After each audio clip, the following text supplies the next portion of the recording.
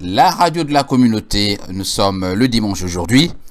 Invité de ce journal, Monsieur Ouabary Mariotti. Ouabary Mariotti, membre de la communauté congolaise de France et ancien ministre de la Justice sous le gouvernement du professeur Pascal Lissouba. Il est également le représentant en Europe de la Fédération de l'opposition congolaise. Alors bonjour Monsieur Ouabary. Bonjour, bonjour. Et bonsoir également, tout dépend donc de votre position sur le globe avec le décalage. Bonsoir, c'est ce qui pourrait éventuellement marcher pour vous. Alors, vous êtes notre invité aujourd'hui. La première question qui me vient à l'esprit, Monsieur Ouabary, on parle de vous comme un ancien membre du PCT. Non, j'ai jamais été au PCT. Hein. Jamais de ma vie. J'ai été membre du Parti congolais du travail, sous le parti État. J'ai eu certainement des responsabilités importantes dans les rouages de l'État congolais. Je n'ai jamais été au PCT. J'ai jamais été au PCT, j'ai jamais été au PCT. Je n'ai même pas fait de demande pour être membre du PCT. Ça ne m'intéressait jamais à l'époque. Mais je suis, depuis 1992, membre de l'UPADES. Voilà, c'est comme ça qu'on vous a connu, mais vous êtes une grande personnalité. Vous avez été, je dirais, un grand proviseur de lycée à Pointe-Noire. Ah oui, j'ai été proviseur de lycée de 72 à 76, du temps où l'école avait encore un sens au Congo, hein, du temps où les lycées fonctionnaient bien, du temps où la sanction à l'école existait, du temps où la discipline à l'école existait. J'ai été proviseur et ça se passait très bien. Vous pouvez demander à bon nombre d'élèves qui étaient au lycée Victor Augagneur, par la suite j'étais au lycée Karl Marx, quand j'y étais, ça se passait très bien. C'est le temps maintenant où toutes les valeurs de l'école ont été purement simplement mises au rabais. Voilà, je crois que quand vous aurez le pouvoir encore, vous allez remettre tout cela sur la sellette. Alors, Monsieur Ouabary... Oui, attendez, l'opposition, je suis membre de la représentation de l'opposition congolaise en Europe. Nous nous battons pour le pouvoir, nous nous battons pour ramener les valeurs de la République en l'État. Donc, nous nous battons pour ça. Demain, si nous revenons au pouvoir, vous verrez que ces valeurs seront restaurées. Voilà, donc Monsieur Ouabary, parmi les démarches, dans ce que vous faites pour revenir au pouvoir, notamment pour réorganiser les choses dans le pays, vous avez cette visite surprise de Monsieur Clément Mirassa et qui défraie la chronique. Nous avons entendu des vidéos déjà avec ce monsieur Mpassi, je crois, qui a fait une vidéo dans laquelle il commence à il fustige certains membres de la communauté, comme vous-même, monsieur Ouabary, Guy Mafimba, et il vous qualifie de traître. Alors, est-ce que vous pouvez succinctement vous expliquer sur le passage de monsieur Clément Mirassa? On vous a vu à la tribune, à une conférence de presse. Qu'en est-il exactement? Bien, même Mirassa est arrivé à Paris à la faveur des soins médicaux qui s'étaient proposés de prendre ici en France. Il est arrivé en bonne et due forme avec un passeport diplomatique pendant son séjour. Moi, j'ai demandé à M. Mirassa qu'il s'organise une rencontre avec les diasporas. Il a accepté. Nous l'avons organisé à Paris, dans un centre international de loisirs, et tout s'est bien passé. Tout ce que nous entendons sur le séjour de M. Mirassa, c'est de la pure imagination, il n'y a rien de tout cela. Mirassa a tenu une réunion publique, j'étais à la tribune, vous avez vu, avec Mafimba et les ministres Pokédoni, tout s'est très bien passé. Il n'a pas été mis en difficulté sur une question, il a répondu à toutes les questions, il a parlé de la crise politique au pays, de la crise économique et sociale, et nous avons conclu par la mise en place d'un comité ad hoc qui devra certainement regarder comment la diaspora peut se constituer en alliance pour se mettre en accord avec les forces de l'intérieur dans le cadre de la lutte que nous menons contre le pouvoir dictatorial de M. Sassou. Et tout ce qu'on raconte sur M. c'est plus l'imagination, tout ce qu'on raconte de moi et de Machine là, c'est du délire simple. On est prêt en quoi? Nous n'avions pas trahi la ligne de l'opposition, nous ne sommes pas allés nous agenouiller devant le pouvoir pour ce que nous allions dans un système que nous condamnons. Tout ça, c'est du délire. Monsieur Passy, je le connais, il dit à parler avec nous, c'est son style. Il crie, il fait du bruit, il est comme ça, et nous ne sommes pas préoccupés par ce qu'il raconte. Mais voilà, oui, voilà.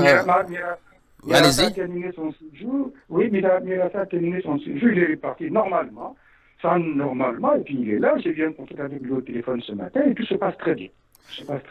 Il n'a rien trahi, ni lui qui est ici, ni nous qui sommes ici, le ministre Kokebeye qui était avec nous, M. Machimba qui était avec nous, et tous les autres qui étaient dans la salle, personne n'a trahi la ligne de l'opposition qui consiste à restaurer la République au pays. Voilà, voilà. Les gens s'appuient donc, pour rester sur cette question du passage éclair de M. Mirassa, sur une espèce d'inférence logique. Vous avez Mounari, vous avez Boao qui sont là-bas bloqués, qui ne peuvent pas sortir du pays. Or, M. Clément Mirassa a eu un passeport diplomatique. Alors, il est venu, la plupart des opposants ont des difficultés à sortir du pays, mais comment Mirassa a-t-il obtenu ce passeport et sorti si facilement et même reparti à Brazzaville? Mais écoutez, le pouvoir est dans une position difficile. À un moment donné, il a géré la remise des passeports aux anciens ministres. C'est même qu'il est dans une logique de restitution de ses droits aux anciens ministres, sans plus. Monsieur Clément Mirassa, pour des raisons de santé, a demandé un passeport diplomatique. Il a droit. La loi lui donne le droit d'avoir un passeport diplomatique. Mounari, certainement, peut-être que jusque-là, elle ne peut pas sortir. Elle va certainement sortir. Boao aussi. Moi qui suis ici, si j'étais au Congo, vous pourriez aussi l'avoir. Je crois que ça ce n'est pas l'essentiel. À un moment donné, le pouvoir, pour des raisons que vous connaissez, d'intimidation, pour des raisons de répression, à ce que le monde ne sorte plus, mais avec les difficultés actuelles, le pouvoir va certainement se résoudre à la réalité, à reconnaître que les anciens ministres ont droit à un passeport diplomatique. Je crois que c'est dans ce cadre que Mirassa a vu le sien. Alors, il n'est pas impossible que d'ici là, le ministre Boao, le ministre, madame la ministre Mounari est le sien. Mais je vous dirai dans l'entretemps, il y a des anciens ministres qui sont à Brazzaville, qui sont arrivés à Paris. Et les anciens ministres qui sont arrivés à Paris avec le passeport diplomatique. Je ne vous en cite pas les noms. Il n'est pas impossible que d'ici là, Mounari, Boao ait le leur pour se rendre à Paris. Si jamais ils veulent se rendre à Paris. Parce qu'on ne peut pas leur obliger de venir à Paris parce que Mirassa est arrivé à Paris. Ils ont des programmes personnels, ils viendront quand ils voudront. Mais il se pourrait, c'est leur passeport diplomatique. N'en faisons pas tout un problème, parce que ce n'est pas l'essentiel. L'essentiel, c'est le combat que Mirassa, que Mounari doit au main, comme la dictature s'arrête à Brazzaville. Voilà, vous parliez d'un cadre qui a été mis en place, notamment d'une commission ad hoc à la suite de cette réunion avec M. Mirassa. Alors, est-ce que vous avez commencé déjà des négociations ou bien des consultations mieux avec ceux de là-bas? Il n'y a pas que Paris, M. Ouabali, il y a aussi le Canada, il y a les États-Unis. Bon, j'ai entendu l'autre, notre jeune frère Bernard Pongui, qui a commencé à crier au voleur déjà. Il a dit qu'on l'a appelé pour qu'il fasse partie d'une équipe gouvernementale. Alors, comment vous arrangez tout cela? D'abord, en êtes-vous le président? Mais je ne sais pas si Pongui a été interpellé, a été appelé pour être ministre, je ne sais pas qui l'appelle, je ne sais pas, je sais que je vois Pongui sur les réseaux sociaux, mais je ne sais pas qui l'appelle, qui a construit le gouvernement. Si le gouvernement aujourd'hui, c'est le gouvernement de Sassou. Qui l'a appelé pour un gouvernement? En tout cas, ce n'est pas la fédération de l'opposition qui n'est pas au pouvoir, ce n'est pas la représentation de la fédération d'Europe qui n'est pas au pouvoir. S'il y a une affaire de Pongui doit aller aux affaires, qui doit aller au gouvernement, ça ne nous regarde pas du tout. Ça, c'est un.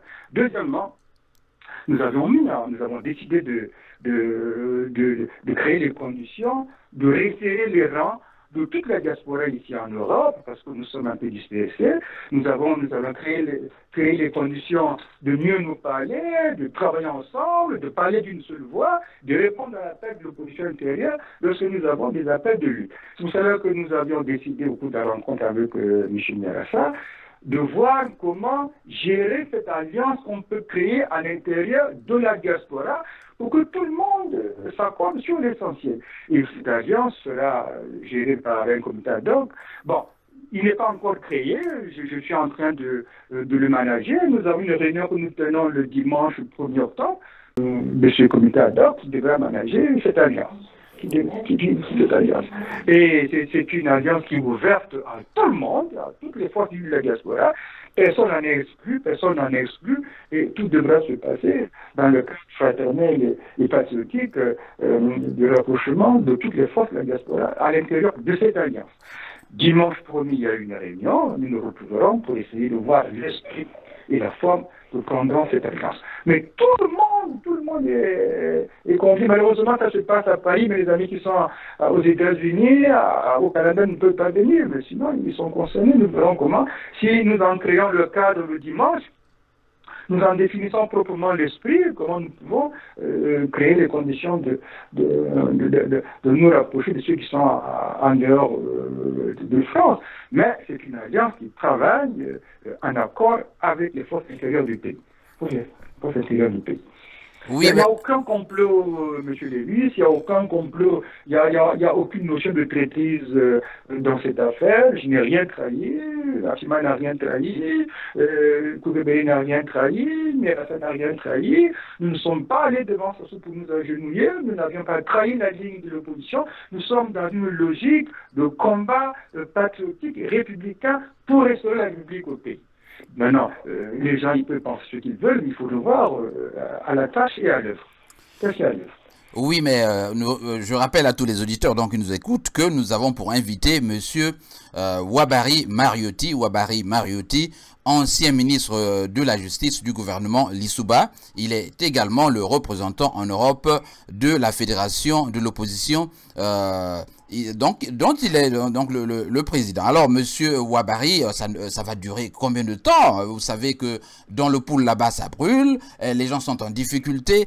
Ces discours, dirait-on, on les a déjà entendus. Vous allez faire des réunions, revues. Est-ce qu'il n'y a pas déjà, à partir de ce comité ad hoc, la voie ouverte à des négociations ou bien à un dialogue avec le gouvernement de Brazzaville? Quelle est votre feuille de route sur un éventuel dialogue? J'ai eu Monsieur Okombi Dean Salissan hier, qui était mon invité, et Monsieur Okombi relance la chose, pense dans son recadrage qu'il faut arrêter tout mis d'abord pour négocier.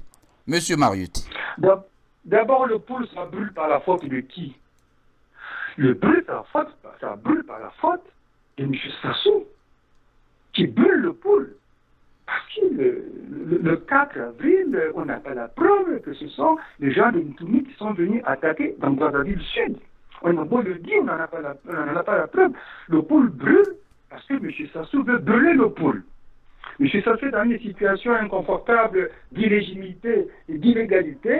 Il n'a pas gagné le 20 mars de 2007 et il veut il a créé les conditions d'un désordre dans le pool pour que les gens, l'opinion internationale et congolaise ne se préoccupent pas du caractère illégitime, du caractère illégal du pouvoir qu'il a acquis par un ordre électoral le 20 mars 2007, c'est tout. Le pool brûle parce que M. Sassou veut qu'il brûle. C'est ça la raison. Maintenant, comment dans le feu dans le pool doit s'arrêter? Le feu dans le pool doit s'arrêter pas en arrêtant Ntoumi et en le mettant en prison, pas en allant tuer Ntoumi dans la forêt, pas en créant les conditions d'un dialogue inter-pool entre les ressortissants du pool. Le feu dans le pool va s'arrêter si la nation se retrouve pour parler de la question nationale, donc celle du pool. Parce que la question du pool, c'est une excroissance de la crise que M. Sassou a créée avec son ordre électoral. C'est ça. Si demain les ressortissants du pool se retrouvent pour régler la question du pool, d'abord il n'est pas sûr que tout vienne, il rejette la proposition de se retrouver entre fils du pool pour régler la question du pool. Deuxièmement, attraper Ntoumi pour le mettre en prison, ça ne réglera rien. Le pool doit continuer à flammer. Tuer Ntoumi, c'est dans les forêts du pool, mais on ne va rien régler. Il faut que la nation se rassemble pour examiner, entre autres, la question du pool, parce qu'elle est créée par la crise que M. Sassou a généré en raison de son obsession à rester au pouvoir. C'est ça. Maintenant, si M. Okombi Kalisa, qui est un député nommé par M. Sassou, il est un député de Ngo. On vient de dire qu'on ne peut pas aller au dialogue pour régler la question du pôle, il faut qu'on mette Ntoumi en prison, il faut qu'on pille Ntoumi. Mais lui, il n'a quelle expérience politique comme ça pour parler de manière si violente. Depuis 1 an, il n'arrive pas à arrêter Ntoumi. Pourtant, ils ont mis les moyens, ils ont mis l'armement militaire. Au nom de quoi il peut parler comme ça, ce député que M. Sassou nomme pour le mettre sur les bancs de l'Assemblée nationale. C'est grave ce que son entrance au journal. Il a quelle expérience politique. Il connaît la misère des populations de Poul. Il voit comment les populations de Poul... Il m'a dit que son élection ne souffre d'aucune ambiguïté, qu'il n'y a pas eu de contestation. On le dit toujours. D'abord, pourquoi? Est-ce que c'est une élection propre? Est-ce que l'électorat organisé par une commission électorale indépendante? Est-ce que les populations ont voté? Est-ce que les observateurs internationaux ont donné la preuve de ce que l'élection était propre? Non. Oui, la commission électorale est essentiellement constituée de majorité émergente du pouvoir. Non, ça, sur la question électorale, on a beaucoup à dire. Ils n'ont pas à se vanter de ça. Cette élection, c'est une élection qui n'a rien à voir avec une élection propre. Comme les autres députés, il a été nommé, il a été désigné par le pouvoir, comme il en désigne toujours d'ailleurs, à chaque élection législative. Ça, lui, il n'a qu'à s'occuper de son élection, qu'il a acquise par la nomination. Il n'a qu'à s'occuper de son poste à l'Assemblée nationale, c'est à lequel où il est questeur à l'Assemblée nationale, ou secrétaire financier. Mais sur la question du pôle, il faut qu'il il en parle avec beaucoup de grandeur. C'est une question qui pose des vrais problèmes. Aujourd'hui, Brazzaville est à genoux. Au plan, dans une certaine mesure, au plan d'approvisionnement alimentaire. Parce que le pôle qui ravitaillait dans la ville ne peut plus ravitailler. Aujourd'hui, le chemin de fer de cette CE est à genoux. Parce que les ponts dans le pôle sont cassés. Il ne faut pas que monsieur... Et nous avons des grèves partout, des grèves à Pointe-Noire, des grèves à Brazzaville, un peu partout. Oui, il y a grève partout. Il ne faut pas que monsieur Okombi parle avec le GFC, la question du pôle. C'est une question grave. Il a beau dire, se placer dans la position où il est pour dire que le pôle, bon, il ne dit rien de bon. Parce que tant qu'il est là, si le pôle n'est pas en bonne santé, la nation est malade. Tant que le rail, le chemin de fer ne fonctionne pas, la nation est malade. Tant que les populations de pôle ne battent pas leurs occupations normales, la nation est malade. Tant que les enfants du pôle ne vont pas à l'école normale, la nation est malade. Le pôle, c'est une partie intégrante de la nation congolaise. Il ne faut pas que M. Okombi s'amuse comme ça avec une question aussi grave que celle du pôle. Aussi grave. On arrête et tout le monde le met en prison. Mais, au nom de quoi tout le monde va aller en prison? Et lui, il faut qu'il n'irait pas en prison, lui, qui a un petit peu de temps, qui tant de bien. Ici, on peut savoir que tous ces gens qui pillent la nation devant ses yeux, ils vont en prison. Tous ces gens qui ont mis l'État par terre, ils sont en prison. Tous ces gens qui ont des comptes à l'étranger dans les paradis fiscaux, ils sont en prison. Tous ces gens qui ne sont pas en retraite, qui continuent à travailler à des postes, ils sont hors du système. Il ne faut pas que M. Okombi, il parle des questions graves avec tant de légèreté. C'est grave. La nation congolaise a des raisons aujourd'hui de s'asseoir pour traiter ensemble la question du pôle. Les fils du Congo ont des raisons de s'asseoir ensemble pour traiter la question du pôle, parce que la question du pôle est née de l'obsession de M. Sassou à rester au pouvoir. Voilà, c'est ça. Et d'ailleurs, toutes les solutions qu'ils vont proposer sans l'Assemblée de la Nation à propos du pôle échoueront toutes. Aucune ne réussira. Que les fils du pôle se réunissent entre eux pour régler la question du pôle, ils ne vont pas la régler. Même si le Toumi demain dans la forêt, la question du pôle n'est pas réglée. S'ils mettent tout le monde demain en prison, la question du pôle ne sera pas réglée. La question du pôle, c'est faire asseoir la nation entière, dans le PCT, dans les membres du PCT, pour que nous parlions de cette question. La radio de la communauté, nous avons donc pour invité, je vous le rappelle, pour ceux qui viennent de prendre l'écoute, Monsieur Ouabari Mariotti, qui est membre de la communauté, un membre influent de la communauté congolaise de France et ancien ministre du régime Lissouba, représentant en Europe de l'opposition, la Fédération de l'opposition congolaise. Alors, Monsieur Mariotti Ouabari, vous avez la 72e Assemblée générale de l'ONU qui venait de se tenir. Le Congo a participé avec une déclaration de Monsieur Denis Sassou Nguesso, président du Congo. Votre impression là-dessus, donc une lecture en quelques secondes du discours de Monsieur Sassou. Je ne sais pas si vous l'avez écouté. Oui, j'ai écouté le discours du du président Sassou aux Nations Unies, mais moi, j'ai été fortement déçu par le contenu de ce discours. Il parle de la situation en RCA, la situation en Libye, il parle de sa contribution au plan international, mais enfin, sur le Congo, rien. Il parle du Congo à la fin. Le Congo est un pays qui a fini ses institutions, qui va les mettre en place. Bon, la démocratie est en marche. Mais quelle démocratie est en marche au Congo? Il ne parle même pas de la situation dans le pool. Il n'aurait pas pu demander aux Nations Unies d'aller au secours du pool au plan humanitaire. Rien de tout ça. C'est un discours de politique internationale qui oublie le discours sur la question nationale. Et c'est très très grave. On va pas aux Nations Unies pour parler seulement de la question internationale. On va aux Nations Unies pour parler de soi, de sa maison et de la question internationale. Quand vous entendez Trump parler de l'Amérique, c'est vrai qu'il a quelques aspects sur ce qui se passe dans le monde, mais il insiste sur la question américaine, sur la question nationale. Mais le président Sassou, il parle à la fin de manière brève et même légère de la situation congolaise. Mais c'est très très grave. Il aurait même pu saisir l'occasion pour dire venons au secours du pôle qui a besoin d'aide humanitaire. Venons au secours d'une nation qui se fracture. Venons au secours d'une nation pour l'aider à s'entendre. Non. Il dit non, la nation se porte bien, les institutions sont mises en place, la démocratie marche. Non, ce n'est pas normal. Ce n'est pas normal parce qu'il vaut mieux reconnaître que le pays va mal pour qu'on vous aide à le relever plutôt que de penser que le pays marche bien, surtout satisfaire d'une situation qui n'est pas juste. Qui n'est pas juste. Voilà. Ça, je vous dis que j'ai été sur ce discours-là. Voilà, la situation donc du Congo, Trump s'en est indirectement ou bien de façon accessoire, s'en est préoccupé au cours de sa déclaration. Il a parlé du système des Nations Unies. Vous savez qu'il a pendant sa campagne présidentielle fait des critiques acerbes contre cette institution. Il croit que l'ONU est non seulement corrompue, mais a une administration lourde. Il faut des réformes. Vous savez, l'ONU est très critiquée au Congo démocratique, chez nous-mêmes. Vous avez des observateurs qui vont partout superviser les élections. Le cas le plus probant, c'est celui du Kenya, où ces observateurs sont allés, ceux de l'ONU et de l'Union africaine. Et après, les choses se sont révélées tout à fait fausses, au point de douter donc de la crédibilité de ces missions d'observation. Alors, Monsieur Mariotti, quelles sont les clauses pour vous à l'ONU qui paraissent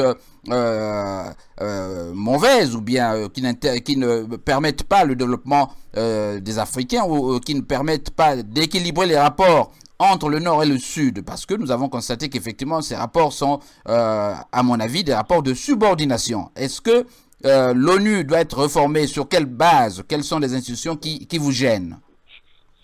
Non, moi je ne dirais pas que l'ONU est corrompue. Je ne peux pas me hasarder à dire que l'ONU est corrompue, mais je dis que l'ONU est une machine lourde qui n'est plus fonctionnelle et adaptée à l'ère du temps. C'est ce que je vous ai dit tout à l'heure.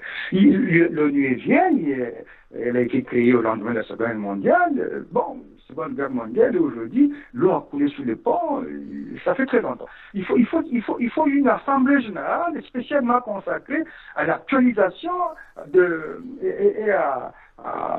Nations Unies. Il faut que les Nations Unies fonctionnent à l'ère du temps. Il faut que les Nations Unies fonctionnent en tenant compte de la situation actuelle dans le monde. Parce que les Nations Unies, bon, ça a été créé à l'époque, les institutions qui ont été mises à l'époque en place sans tenir compte de ce que nous savons aujourd'hui. Je ne dirais pas que l'ONU est corrompue, mais elle a besoin d'être réformée parce que ça ne répond plus, elle n'est plus adaptée à la situation actuelle. Bon, maintenant les rapports, il s'est fait donc que les Africains, dans le débat, pourraient introduire des clauses pour mieux adapter la situation du continent africain dans le contexte international. Mais dire comme ça de manière globale ce qu'il faut faire, ce n'est pas bon. Il faut un débat. Il faut un débat sur le fond des Nations Unies, comment il fonctionne aujourd'hui, comment il devrait fonctionner aujourd'hui par rapport à son état formel. Oui, vous avez par exemple la question du droit de veto. Allô? Vous avez par exemple la question du droit de veto. Oui, mais moi je suis opposé à la question du droit de veto, moi, sur le principe. Je crois qu'il faut sur les grandes questions un consensus. Il faut, sur les grandes questions, un consensus. Le veto, ce n'est pas bon. Vous pouvez être mal intentionné, de mauvaise foi, vous mettez un veto, et puis la chose se brise. Je suis pour la formule d'un compromis, la formule d'une solution par consensus. Par consensus. Les Nations Unies, le Conseil de sécurité se le trouve, bon, suite les questions, le consensus se dégage, et puis on tire le délibéré, plutôt que de s'opposer pour s'opposer à une décision que la majorité voudrait prendre. Donc je suis opposé au veto, à la notion de veto, je suis pour que les Nations Unies aillent vers la formule d'un consensus général sur les questions qui sont à l'étude. Parce Voilà. que le veto a un côté criminel. Le veto a un côté criminel. Bon, supposons que quelque part, on a besoin d'aide humanitaire. Vous êtes opposé à cette aide humanitaire, vous opposez, vous posez votre veto, et ce n'est pas normal. Je suis pour la formule d'un consensus sur les questions générales plutôt que d'opposer un veto comme les choses se font actuellement aujourd'hui aux Nations Unies. Voilà, Monsieur Maruti, avant de terminer, nous allons aborder ce que j'appelle ici au journal de la communauté la question de proximité. Vous êtes congolais, votre nom c'est Mariotti Ouabari, mais vous avez un village, notamment votre contrée là-bas au Congo. Est-ce que vous pouvez nous parler de votre village? Est-ce que vous y avez été? Qu'avez-vous fait? Est-ce qu'on vous connaît là-bas dans votre village? Gamboma, c'est le village de ma mère. Ma mère est originaire de Gamboma, par ses origines Bamangulu. Elle est aussi origine d'Abala, et de Osele, par ses origines Mboshi. Mais vous prenez Gamboma, vous prenez Abala, vous prenez Osele, c'est la forêt par rapport à Oyo, qui est un village, qui est une localité immédiate de Gamboma, d'Abala et d'Osele. C'est vous dire l'injustice du pouvoir de M. Sassou, qui a consisté à développer Oyo et à laisser dans la forêt les localités environnantes, je ne parle que de celles dont je parle, Gamboma, Osele et Abala. Un pouvoir juste aménage le territoire dans son ensemble. Un pouvoir juste fait une meilleure répartition des richesses sur le territoire national. Mais dans le cas d'espèce, Oyo, pour eux, comme on l'appelle, se développe avec les hôpitaux, les hôtels, les grandes avenues, alors que Gamboma à côté est dans la forêt. Dans la nuit noire et dans la forêt sauvage. Abala, n'en parlons pas. Osele encore, n'en parlons pas. Vous voyez, ça c'est le caractère injuste du pouvoir de M. Sassou, qui a consisté à développer sa localité personnelle en laissant dans la forêt celles qui sont tout juste à côté, alors qu'il a des raisons de gérer la nation de manière équitable. Il y a des raisons de partager la richesse nationale sur toutes les portions du territoire national. Nous nous battons pour que le pays soit géré de manière juste. Nous nous battons pour que la République soit restaurée avec toutes ses valeurs. Et nous nous battons pour que les richesses nationales soient équitablement réparties. Mais ce n'est pas le cas aujourd'hui d'ailleurs. C'est le sens de notre combat. C'est notre combat. La réponse à cette question. Voilà, donc nous allons terminer par un appel à la communauté, donc à la diaspora, mieux. Vous avez la diaspora des USA ici, d'où nous émettons.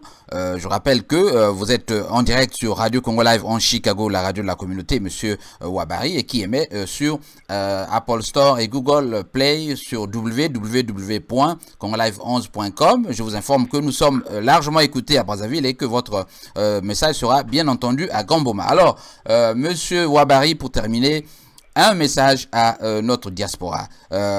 Quel est l'argument de poids que vous avez pour convaincre, pour dissiper tous les doutes que nous avons autour de vous, notamment autour de l'initiative récente consécutive au passage éclair de monsieur, donc du ministre Mierassa? Non, mais ces doutes, il ne faut pas que ces doutes persistent. Il faut qu'elles s'évanouissent. Il faut que ces doutes s'évanouissent. Donc on douterait de qui? De Mierassa, de moi? Ces doutes ne devraient pas exister. Il n'y a pas de doute qui doivent exister. M. Mierassa est arrivé, il a fait une réunion, il est parti. Et à l'issue de la guerre, nous avons décidé de rester sur la ligne du combat républicain. Nous avons décidé de rester sur la ligne du combat patriotique pour changer le pays. Voilà la ligne. Mangirasa n'a pas dit au cours de la réunion, j'étais à côté de lui, à sa gauche, bon, je suis arrivé, nous allons maintenant mettre de côté le combat et on se met à la remorque de Sassou. Il n'y a pas ça. Ce sont des procès d'intention qui sont faits à des camarades. Ils sont tous. Je ne comprends pas pourquoi. Il ne faut même pas parler de doute. Les doutes n'ont aucune raison d'être. Nous étions en réunion avec un camarade qui venait du Congo. Il nous a fait le point de la situation congolaise et nous avions, ensemble avec lui, estimé qu'il faut continuer à se battre. Il faut continuer à se battre pour que la dictature soit terrassée. Il faut continuer à se battre pour que la dictature qui brise la nation, qui fracture la nation, qui divise la nation, soit terrassée. Sans plus. Les doutes, il ne doit pas y avoir de doutes, mon frère. Je crois que la diaspora doit redoubler de vigilance. La diaspora doit resserrer ses rangs. La diaspora doit se mettre à l'écoute du combat intérieur, du combat des forces intérieures, pour que le moment venu, d'un seul élan, nous allions à l'assaut de cette dictature qui nous écrase aujourd'hui. Parce que moi je crains même que ces doutes fragilisent. Ces doutes sont le fait de ceux qui servent le pouvoir. Je peux aussi leur rendre l'ascenseur. Et que ces doutes ne sont pas le fait de ceux qui servent le pouvoir pour fragiliser l'opposition. Voilà. Parce que on ne peut pas douter pour jeter. Ces doutes, je crois, pour moi, sont le fait des citoyens, des patriotes, des compatriotes qui veulent fragiliser l'opposition et se mettre à la remorque du pouvoir.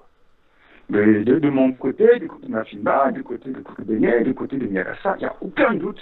Nous sommes totalement sur la ligne politique de l'opposition qui veut qu'on en finisse avec le pouvoir illégal et illégitime de M. Sassou Nguesso.